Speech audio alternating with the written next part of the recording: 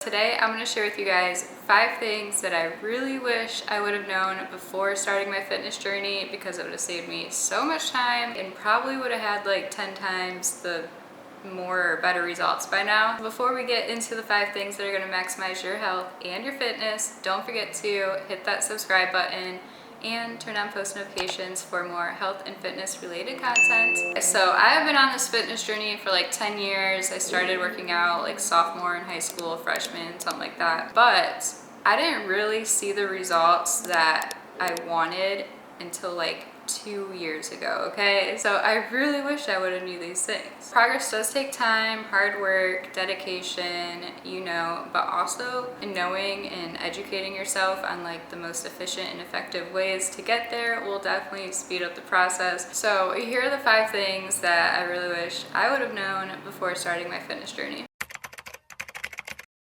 Number 1.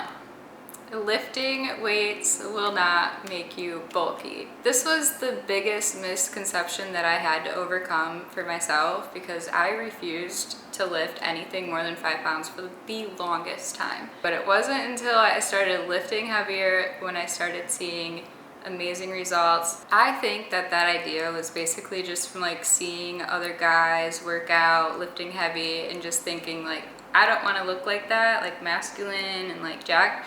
So I just didn't lift anything heavy. Men produce testosterone, which is a hormone that promotes muscle growth, and women have way lower levels of testosterone than men. Naturally, it is a lot harder for women to gain muscle with fluctuating hormones and low levels of testosterone. So I had to get over that fear of getting bulky, and honestly, when I did, I started seeing the best results now. My arms are toned just how I wanted them like 10 years ago, and I'm very happy with it. So I do encourage everybody, if you're that girl who's like scared to lift heavier weights, please do it.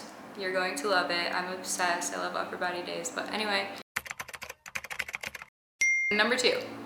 Weights over cardio for weight management. I was totally convinced that cardio was the way to go to burn fat, boost my metabolism, but along my fitness journey, I've actually learned the benefits of both cardio and weight training. So it was actually the opposite. Weight training is going to give you the best results in the least amount of time if you're trying to lose weight and build muscle, and here's why. Cardio is a very vital component to fitness. It's going to promote your heart and your lung health, so it's going to boost your blood flow, reduce your risk of cardiovascular disease. At the same time, it will help with weight management. However, when you're doing cardio with the intent to lose weight, it's going to take you so much longer had you just done some weight training. You're going to be burning calories, you're going to be losing weight, but you're probably going to be losing muscle as well. You don't really want to be burning your muscle, because muscle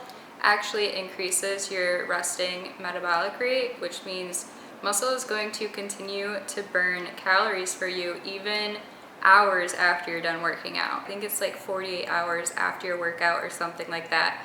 So while you're sleeping, that's why rest is so important, your body is still burning those calories. So you're actually going to get faster results with weight training. On the other hand, you have weight training, which is going to build and preserve muscle while you're burning fat. You have your cardio over here, which is going to promote your heart and your lung health, and also aid in weight management. And then you have your weight training over here, which is going to boost your metabolism, preserve and grow your muscles, and also aid in weight management better than cardio would. But when you combine the two, it's going to give you the best results for your overall health, growing muscle, losing weight, your morbidity, your mortality. I do a little bit of cardio, a lot of weight training, whatever you want to do, just incorporate an integrated training program and you should get the best results.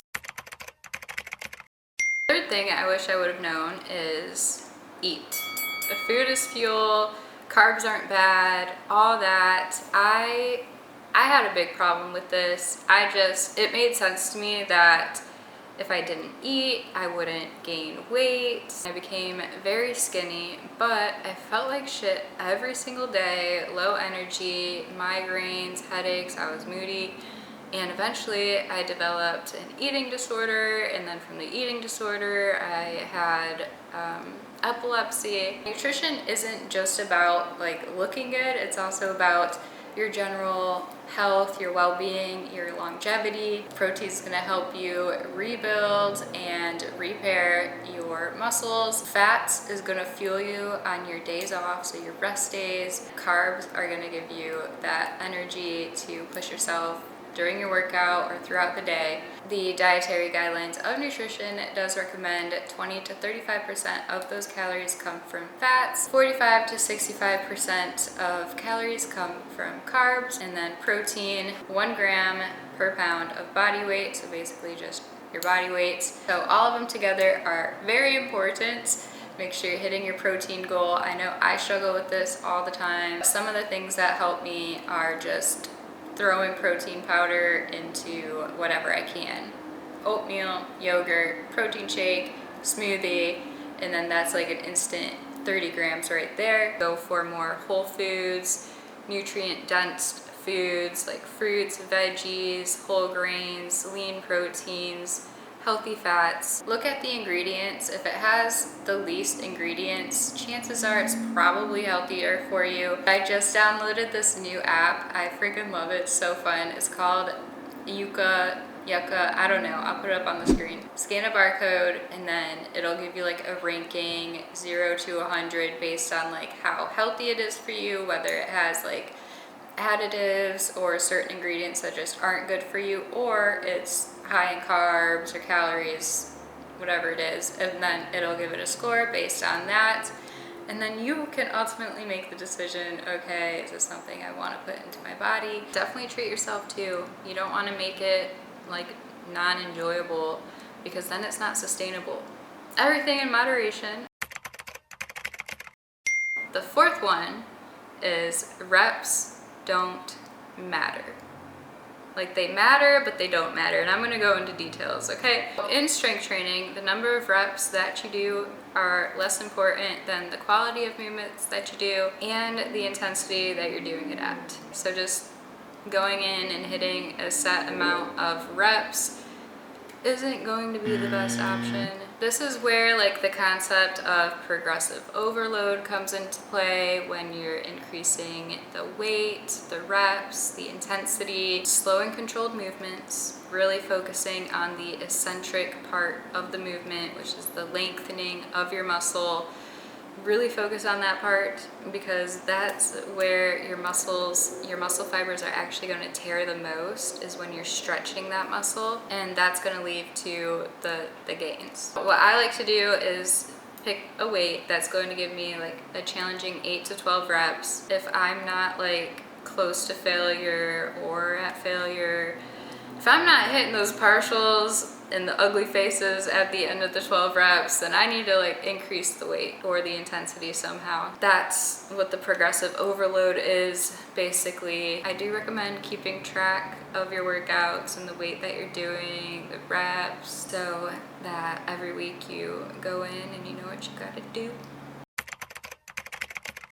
And finally, guys, the fifth thing is stretch and rest. I feel like this is overlooked so much. I would get so mad if I skipped a day at the gym.